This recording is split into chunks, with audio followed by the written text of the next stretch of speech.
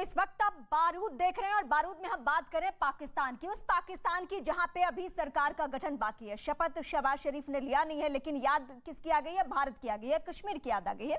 कमर चीमा, मुझे आपसे ये जानना है, अभी बीते 2 दिन पहले जब हम बातचीत कर रहे थे, आपके यहाँ तो सरकार की रही है इस बात पे कि आर्थिक मसला सही नहीं है, वहां आवाम नाराज है, विदेश नीति फेल्योर है, और जैसे ही वहां दूसरी सरकार का गठन होना शुरू हुआ तो फिर से आपने वही पुराना पाकिस्तान बनाने का राग अलाप लिया। देखें, जब एक नई हुकूमत आती है तो उनकी पॉलिसीज डिफरेंट होती हैं। पुरानी सरकार की पॉलिसी से हमें इख्तिलाफ था।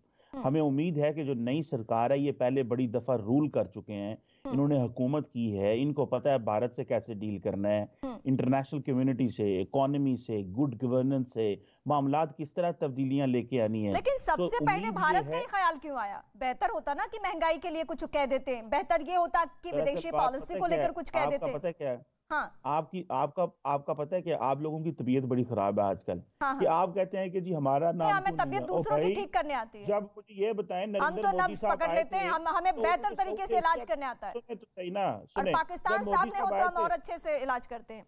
मैडम सुन तो लेना। हाँ। नरेंद्र मोदी साहब आए थे तो उन्होंने आते ही साउथ एशिया के लोगों को बुलाया और कहा जी कि मैं क्या कहूँ कि मोदी साहब ने आते पाकिस्तान और साउथ एशिया का क्यों पूछा? किस तरह की आप बातें, आप मुझे साफी नहीं लगती। आप तो मुझे लगता है आरएसएस टीम की मेंबर है मैडम, आप साफी बनना यार। तो ठीक उसी जैसे आपको मैं ये लगती हूँ ना, तो मुझे ठीक उसी तरीके से ये लगता है कि आप भी दहशतगर्दों के मतलब इर्द गिर्द ही रहते। जो मर्जी कहे मैडम। हाँ, तो इसी तरीके से तो मैं भी कहूंगी ना कि जो मर्जी आप कह लीजिए, आप तो तय करेंगे नहीं कि मैं क्या हूँ नहीं हूँ। लेकिन अगर किसी के कह देने से कोई किसी का मेंबर हो जाता तो मैं कह रही हूँ, आपको खुलेआम कह रही हूँ, मैं आपको खुलेआम कह रही हूँ। मोदी जी जैश ए मोहम्मद का नाम जानते हैं ना, मुल्क के लिए बोला करें। मैं तो अब आपको ये कहूंगी, मुल्क के लिए बोला करें, मुल्क के लिए, मोदी जी के लिए ना बोले। आपके अंदर इतनी हिम्मत होनी चाहिए, मुल्क के साथ खड़े हों, एक पार्टी के साथ खड़े नहीं होना चाहिए। पाकिस्तान से मुझे सीखने की जरूरत है। कहा ना दहशतगर्द हैं ये व्हाट ये देखिए, सबसे बदतमीजी करेंगे जो आपके एंकर के साथ हमें कह देंगे कि आप ये हैं, आपको तो कुछ पता ही। तो ये जो हैं एक व्हाइट कॉलर टेररिस्ट हैं, और ये व्हाइट कॉलर टेररिस्ट वही होते हैं जो अपने इनकी जो एस्टैब्लिशमेंट है दहशतगर्दी की, उसको बाहर लेके आते हैं। ये कभी भी शांति की बात नहीं। हाँ, व्हाइट कॉलर बैठते हैं ना, देखिए कॉलर इनकी व्हाइट होती है, बातें करेंगे कि हम जर्नलिस्ट हैं, हम ये हैं। और आपकी ब्लू कॉलर है जेल साहब। नहीं, बैक कलर तो अभी पहने ना सर। आपको ये भी नहीं पता कि व्हाइट कॉलर टेररिस्ट होता क्या है? ये बहुत बड़ी उपाधि है आपके लिए। वो वही है जो हाफिज सईद की उपाधि है। हाँ, तो ब्लू तो शांति का है। हम तो शांति के संदेश लेके जाते हैं कि भैया बात मान जाओ, हमारी बात से मत मान जाओ, नहीं तो जूते तो पड़ते ही आपको। और जूते कैसे पड़ते हैं? जल साहब, आपका पता है क्या है? 99 पहले लड़ाई करो, 65 47 48। तो ये आपको नहीं समझ में आता ना। और देखिए उसके बाद अभिनंदन जाता है, मारता है आपको। जब वह नहीं होती है तो बालाकोट में गिरा देते हैं, हम भेज देते हैं कुछ लोगों को, चेतावनी देते हैं। सुने, अभिनंदन की बात ना करें। गलत बात कर रहे हैं। आपको तो मार गिराया था हमने, चांटे मारे थे छोटे छोटे कमरे में बंद करके। अभिनंदन को कमरे में बंद करके छोटे छोटे चांटे मारे थे, बाहर तो हमने उसको कुछ नहीं कहा। अरे वो शेर हमारा गया और सारे गिदड़ों को, और उसके बाद पार्लियामेंट में कहते हैं कि अभिनंदन को छोड़ दो। नहीं तो भावलपुर में, भावनगर में आने वाला मिसाइल अटैक करके छोटे छोटे मारे थे चांटे। बाहर में उसको वापस भेज दिया था, शाम को भेज दिया था, दोपहर को उसको छोटे छोटे चांटे। अभिनंदन जो हमारे जवान हैं, जो हमारी फौज से हैं, जिन्होंने इतनी दर्द, इतनी तकलीफ दी है पाकिस्तानियों की कि हर टीवी डिबेट में आके वो अभिनंदन का ही राग अलापते हैं सर। नहीं, वो मैं तो नहीं, जल साहब बोल रहे थे अभिनंदन। देखिए, अभी तो इनके कारगिल के अभिनंदन के में, लेकिन मेरी एक हिदायत है पाकिस्तान के जो नए रहनुमा आए हैं, एक एडवाइस है मेरी, आप फोकस करें अपनी इकोनॉमी पे। आप तबाही के मंजर की तरफ जा रहे हैं। For God sake forget about India for some time, you forget about Kashmir for some time. आप अपनी इकोनॉमी पे फोकस करिए।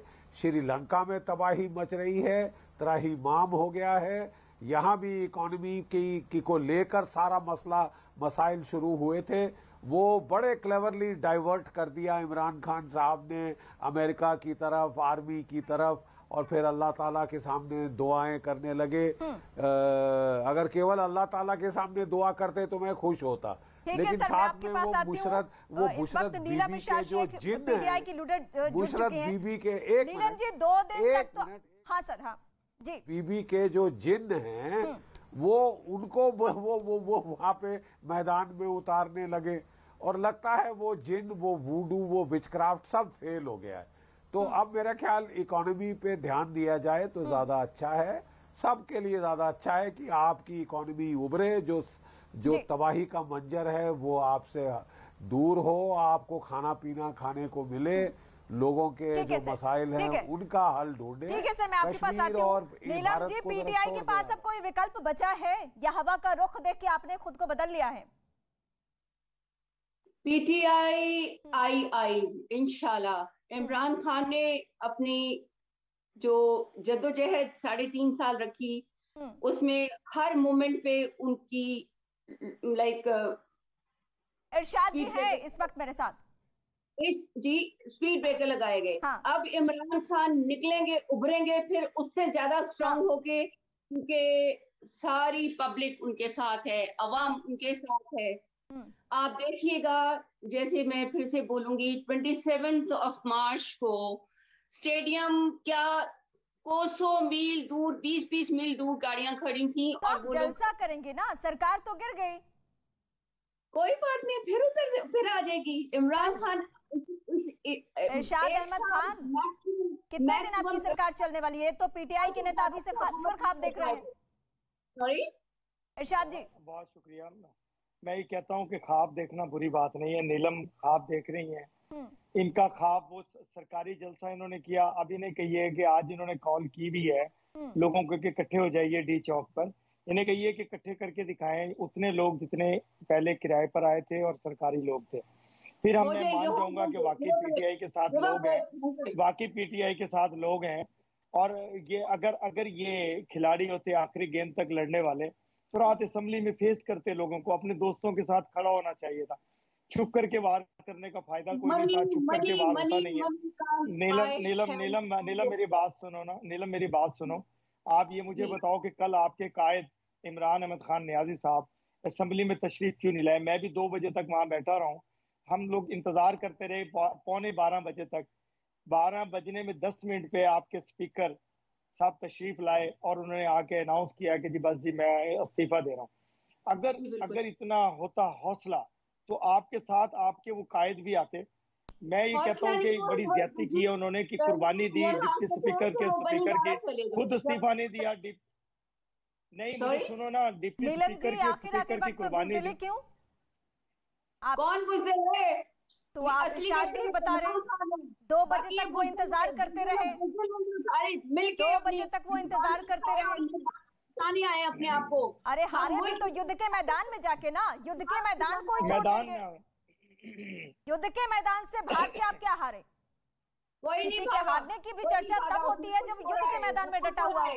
इमरान खान ने एक दिन पहले बोला था कि I will resign subject to blah blah blah, but अभी जब सारे के सारे चोर और चोर इकट्ठे हो जाएं तो एक इमरान खान हमारे ठीक है। चलिए, आप दोनों के मसले को तो हम दर्शकों के सामने रख चुके हैं। मैं आरजू काज़मी के पास जाती हूँ। आरजू काज़मी, जब पिछली दफा भी आपसे हमारी बातचीत हो रही थी तो पाकिस्तान के मसले पे आप संजीदगी से बात करी थी, लेकिन जिस पाकिस्तान में महंगाई सबसे बड़ा मसला है, जिस पाकिस्तान में विदेशी पॉलिसी को लेकर लड़ाई ये चल रही है कि बाजवा संभाल रहे हैं या इमरान खान अभी तक संभाल रहे थे, वहां से अब आवाज एक उठ रही है सरकार गठन से पहले भारत को लेकर, कश्मीर को लेकर। बिलावल भुट्टो सदन में कहते हैं कि वेलकम टू पुराना पाकिस्तान। ये पुराना पाकिस्तान जब कहा जाता है तो हमें दहशतगर्दी का ख्याल आता है, आतंकवादियों को पनाह देने का ख्याल आता है। आप क्या कहेंगे? नहीं, मेरा ख्याल है वो जो पुराना पाकिस्तान कह रहे हैं उसको वो टेररिज्म से अटैच नहीं कर रहे। बिलावल भुट्टो का मतलब है कि मतलब अब जो जितनी महंगाई इमरान खान के जमाने में हो गई है, जो प्रॉब्लम्स अभी इमरान खान की गवर्नमेंट में हुई है, मैं भारत के वाकये से आपको समझाती हूँ कि भारत में जब सरकार बदलती है तो न्यू इंडिया का ख्वाब देखा जाता है। और लेकिन पाकिस्तान में पुराना पाकिस्तान का मतलब क्या समझ में आ रहा है? पुराना पाकिस्तान का इतिहास हम देखेंगे तो इसी तरीके से सरकारें गिरना, सेना का बहुत हद तक प्रभाव रहना, तो पुराना पाकिस्तान में तो ये सब आ जा रहा है। और ये कश्मीर के मसले में क्या वो सिर्फ महंगाई को लेके शायद बात कर रहे होंगे।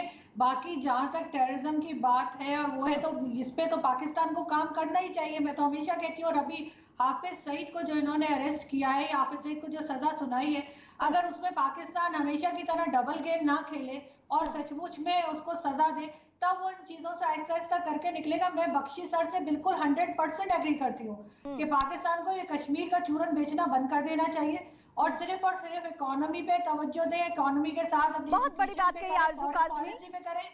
भारत के जो पत्रकार हैं और जो दर्शक हैं, आपकी इसी बेबाकी को पसंद भी करते हैं। कमर चीमा, मैं आपके पास आती हूँ। हम भारतीयों की बातें तो बहुत चुभती है आपको, आप मेरे ऊपर सवाल उठाना शुरू करते हैं। कम से कम आरज़ू काज़मी तो सीख लिया कीजिए, कम से कम पाकिस्तान के हक में बोलना तो सीखे। देखें, सुना आपने क्या कहा उन्होंने कि महंगाई से जूझ रहे पाकिस्तान के लिए महंगाई मसला है, ना कि कश्मीर, और कश्मीर का चूरन मत बेचिए। सुने, मैं बताता हूँ। देखिए, महंगाई पाकिस्तान का या इकोनॉमी पाकिस्तान का एक मसला है। अब इसका यह मतलब है कि अगर हम महंगाई और इकोनॉमी को ठीक करते करते अपने सारे मसाइल जो है वो खत्म कर दें, या इंडिया बॉर्डर पे हमारे नहीं मौजूद, क्या अफगानिस्तान हमारे बॉर्डर पे नहीं रहेगा, क्या ईरान हमारे बॉर्डर पे नहीं रहेगा, क्या पाकिस्तान के खतरात खत्म हो जाएंगे? अगर इंडिया की फौज इस तरह की फौज है जो पीस टाइम में जिनके हाथों से मिसाइल छूट जाते हैं, क्या हम अपनी फौज और अपनी डिफेंस एस्टैब्लिशमेंट को छोड़ दें और इकोनॉमी ठीक करनी है, इकोनॉमी हमें ठीक करनी है? उधर आप जिस देखें, रोग आर्मी है आप, हमें तो सिन्हा सर और बख्शी सर, आप दोनों पे बहुत प्राउड फील हो रहा है। आप लोग जो पाकिस्तानियों को जख्म देते हैं ना, वो देखिए टीवी डिबेट में किस तरीके से आ रहा है। हम परेशान हैं। इंडिया आप दोनों ही ऑफिसर पे मुझे गर्व है, हम तो वही है, गुरूर है मुझे। देखिए, सुने साहब, सुनिए कमर चीमा साहब, सुने ना। देखिए, आप तो बोलते हैं वही बातें बोलते हैं, हम तो कुछ आपको, बख्शी साहब ने बोला कि देखिए आप अपने आर्थिक ध्यान, और देखिए जो आरजू बोल रही हैं वो कहती हैं कि चूरन ना बेचें, कश्मीर की चूरन। कश्मीर हमने तो नहीं शुरू किया ना, अच्छी लगती है, अभी वो आई नहीं, शपथ भी नहीं लिया, उन्होंने कह दिया कश्मीर मेरा सबसे बड़ा मसला, जब तक वो नहीं सुलझेगा शांति नहीं होगी। हम तो शांति की बात कर रहे हैं, हम तो टीवी चैनलों में बैठकर करते हैं टाइप की शांति की बातें। आप रीमा को सुना, वो भी शांति की बात कर रही है, वो आपके देश की भलाई।